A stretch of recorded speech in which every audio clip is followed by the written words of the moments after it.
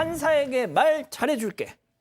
자, 이거 어떤 내용입니까? 40대 변호사가 있었어요. 그런데 체크 포인트에 나온 것처럼 판사에게 말을 잘해줄게. 그리고 공탁금을 나한테 좀 주면 사건 진행을 잘 해줄게. 이런 식으로 의뢰인들에게 말을 하기 시작했어요. 2018년부터 한 1년 정도 이런 식으로 의뢰인 4명에게 9억 원이 넘는 돈을 받았습니다. 로비 자금 그리고 공탁금의 명목으로 돈을 받았는데요. 가로챘고요. 딴 데 썼습니다. 그래서 재판에 넘겨졌습니다. 자, 공탁금이란 게 뭡니까? 일단 뭐 형사 사건인지 민사 사건인지 지금 뭐 좀 명확하진 않은데 형사 사건 같은 경우에는 우리가 가해자가 피해자랑 합의를 해야 되잖아요. 근데 합의가 안 되는 경우가 있어요. 그렇죠. 아니 저쪽에서는 예를 들어서 1억 합의금을 요구하는데 우리는 5천만 원밖에 없어요. 여기가 최선을 생각하면 그래도 나는 최선을 다했다는 취지로 이 합의의 효과까지는 없지만 노력했다는 걸 보여주는 거예요. 그러니까 공탁의 형사 사건은 그런 면에서 의미가 있고 민사에서도 그러니까 변제한 방법으로 공탁을 하는 게 있거든요. 그러니까 서로 원하는 금액이 다를 때 공탁을 하는 방법이 있는데 근데 지금 여기서 보면 이 변호사는 지금 공탁을 해야 사건을 유리하게 진행할 수 있다인데 이거를 그 공탁할 때 공탁을 한 게 아니라 본인이 꿀꺽한 것 같고 예. 근데 또 판사에게 말을 잘해주겠다. 그러니까 제가 이따가도 한번 말씀드리겠습니다만 이거 혹시 시청자분들 변호사들은 이제 판사랑 얘기해가지고 어떻게 잘 되겠지. 예. 절대 안 됩니다. 지금 세상에 절대 안 되는데 이제 그렇게 의뢰인들이 어찌 보면 아 내가 이 의뢰인들을 속일 수 있다고 판단해서 이런 행동을 했던 것 같고 그래서 이 변호사는 이제 금액이 좀 크니까 특정경제범죄 가중처벌 등에 관한 법률 위반 횡령하고요. 또 사기, 또 변호사법 위반 혐의로 이제 기소가 된 겁니다. 자, 이 기자, 그러면 이 기자 뭐 법조 기자니까 잘 알겠지만 보통 어떻게 저도 이걸 이 기사 보고 정말 황당했는데 저런다고 속아 넘어가나요? 일단 이 법적으로 의지할 사람이 이제 법률 대리인이기 때문에 이제 그런 심리를 조금 이용해서 한 것 같은데요. 참 다양한 방식으로도 돈을 받아 챙겼습니다. 일단 이 형사 사건이에요. 공동상해 사건을 이제 변호를 맡게 됐는데 이 변호사님께 설명하신 것처럼 합의금 명목으로 내가 공탁을 하겠다라고 해서 한 1,500만 원 정도를 받았는데 이걸 공탁을 안 하고 본인이 꿀꺽했습니다. 그리고 이번에 민사 사건인데 뭐 피해자를 상대로 공사대금 청구소를 제기한 상황에서 이 감정료 명목으로 이제 500만 원을 받아 챙겼고요. 그리고 이게 집행정지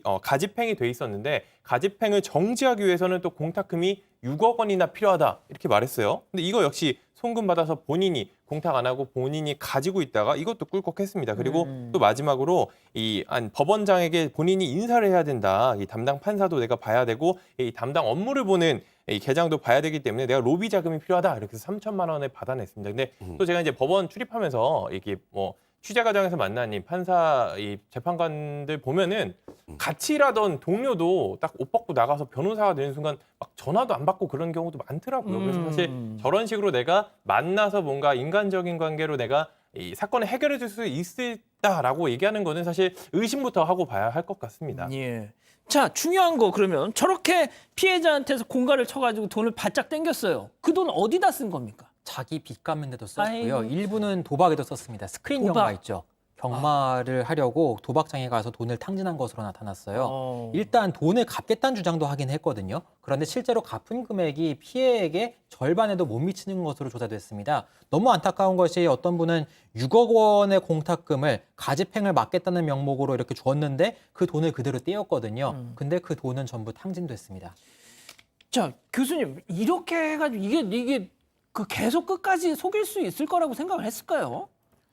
글쎄요, 제가 볼 때는 이 사람이 아마 처음에 그런 어떤 그 범행을 저지를 때 그때는 좀 이렇게 마음에 갈등이 있었을 거예요. 근데 일단 한번 그걸 갖다가 하고 난 이후부터는 또 손에 돈이 들어오고 난 그렇죠. 이후부터. 돈이 뭐 한두 푼 들어오는 게 아니잖아요. 그리고 이제 또 뭐냐면 만약에 이런 거 같은 경우는 잘 끝나면은 무마가 될 수가 있거든요. 아, 승소하면. 네, 승소하면 그거로 다 끝나버릴 수가 있거든요. 그러네요. 여기서 이제 문제가 되는 것은 그렇게 했음에도 불구하고 어떤 그 결과가 안 나왔다라고 한다면 그것이 이제 문제가 되는 것이니까 이런 거 있지 않습니까? 보통 이제 그 커다란 조직 같은 데서 인사 담당하는 분들 비리 같은 것이 이 사람은 승진을 할 수 있는데 이미 그 다 갖고 있어요. 정보를 자기가 독점하니까. 그리고 난 뒤에 이제 뭐 돈을 받는 거죠. 근데 나중에 만약에 그 사람이 승진을 해버리면 다 묻혀가는 거죠. 문제가 늘 되는 것은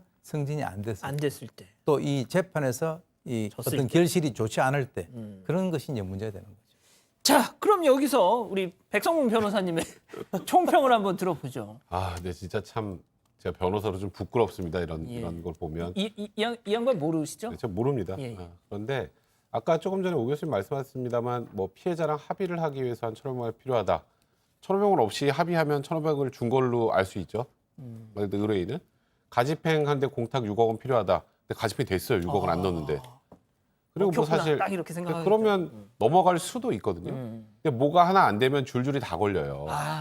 근데 제가 아까도 언급을 좀 해드렸습니다만, 그러니까 의뢰인들도 굉장히 꼼꼼하게 좀 보셔야 됩니다. 이런 것들은. 그리고 뭐 일단 뭐 판사를 만나야 된다. 계장에 대해서도 뭐를 좀 신경을 써야 된다. 요즘에 그렇게 하면 감옥 갑니다. 정말. 그렇게 하는 변호사들 실제로 없고요.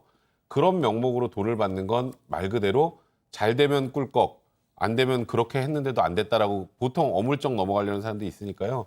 그런 변호사들 없을 거라고 믿고 싶습니다만 이런 사건 볼 때마다 참 저도 좀 씁쓸하네요. 자, 그런데 재판에 넘겨졌어요. 이 변호사. 1심 재판부에서는 징역 2년 6개월, 추징금 1억 5,900만 원이 나왔는데, 자, 항소심 재판부는 어떻게 판단했습니까? 항소심 재판부에서 그러니까 징역형을 좀 감형했어요. 2년 6개월에서 1년 6개월로 깎았습니다. 추징금은 계속 유지가 됐는데요. 1억 5,900만 원으로 유지가 됐는데 징역형이 좀 내려간 이유, 형이 낮아진 이유가 있습니다. 일단 죄질은 중하다고 판단을 했어요. 하지만 실제로 청탁을 하지는 않았고 그리고 일부 피해자와는 합의도 했다. 이러한 취지로 이렇게 평을 내려서 선고한 이유를 밝혔습니다. 자, 변호사님, 그럼 짧게 말이죠. 보통 이런 경우 되면 그 변호사 자격 박탈합니까? 이 경우에는 대부분 지방 변호사에서 징계를 하고요. 뭐 완전히 이제 어차피 징역형 선고 받고 확정이 되면 못하죠, 변호사는. 아, 그렇습니다. 네, 그렇고 이건 그러니까 징계하고 이 형사처벌하면 별개 문제고 뭐 이 사람이 감형이 된 이유가 아까 조금 전에 설명을 하셨던 것처럼 뭐 또 다른 피해자들하고 합의하고 분명히 감형 요소긴 한데 저는 개인적으로 생각할 때 변호사의 윤리를 생각을 해보면 법원에서 이런 경우에는 좀 더 중하게 처벌해야 되지 않을까라는 생각은 분명히 있습니다. 알겠습니다. 자, 오늘 법 이렇게 마무리하고요.